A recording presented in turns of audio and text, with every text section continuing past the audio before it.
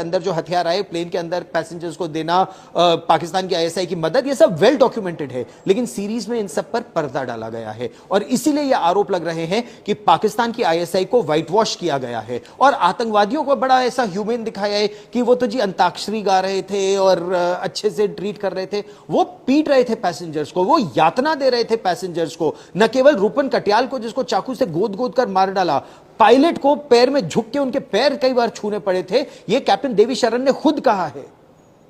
और भूखा रख रहे थे पैसेंजर्स को, हस्बैंड से वाइफ को, बच्चों को बच्चों से अलग कर दिया था।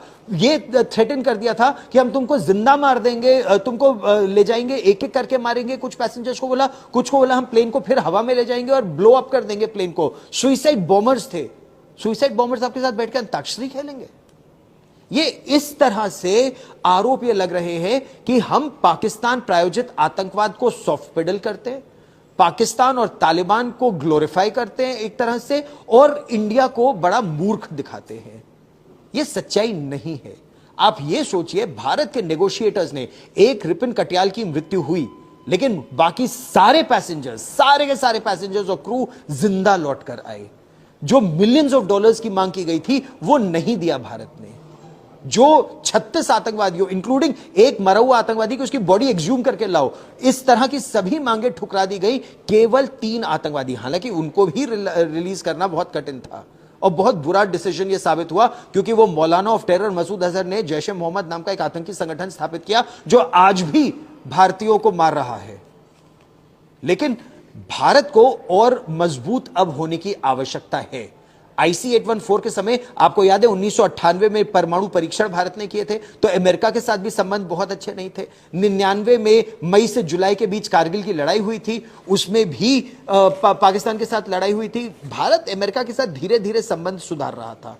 स्थिति तो यहां तक आ गई थी, जो मुझे जानकारी मिली, जब दुबई में UAE में प्लेन लैंड किया तो अमेरिकन एम्बेसडर तो जा पाए थे एयरपोर्ट के अंदर, लेकिन इंडियन एम्बेसडर जो उस समय थे उनको एयरपोर्ट के अंदर भी नहीं जाने दिया। उनकी कोशिश यही थी कि प्लेन को वहीं पर रोक लिया जाए, मिलिट्री बेस था वहीं पर रोक लिया जाए, वहां से न जाने दिया जाए।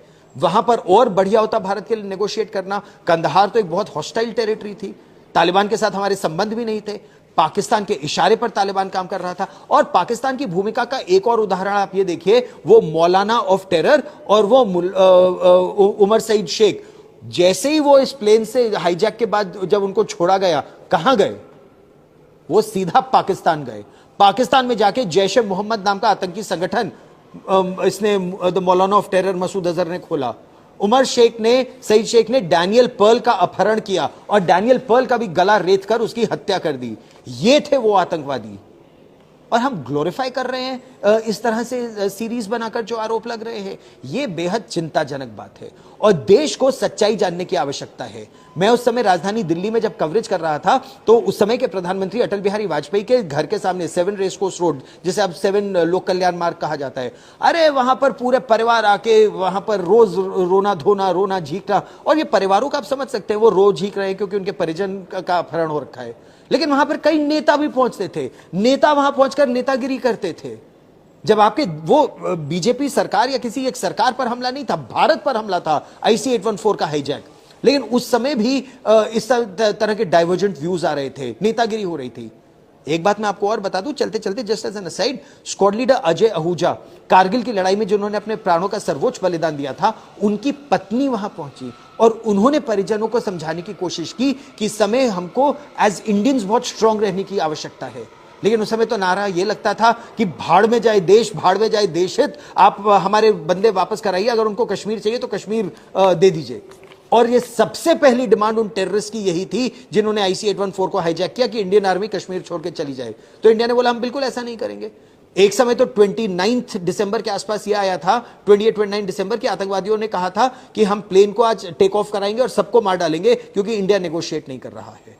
तो बहुत ही कठिन दौर था वो भारत के लिए। बहुत सारे उससे भारत ने लेसन्स भी सीखे हैं। एक लेसन संभवतः हम नहीं सीख पाए हैं, और वो ये है कि हमें कभी अपने देश को और अपने देशवासियों को नीचा नहीं दिखाना चाहिए, खासतौर पर उन विदेशी ताकतों के आगे जिनका एक ही लक्ष्य है, भारत को तोड़ देना।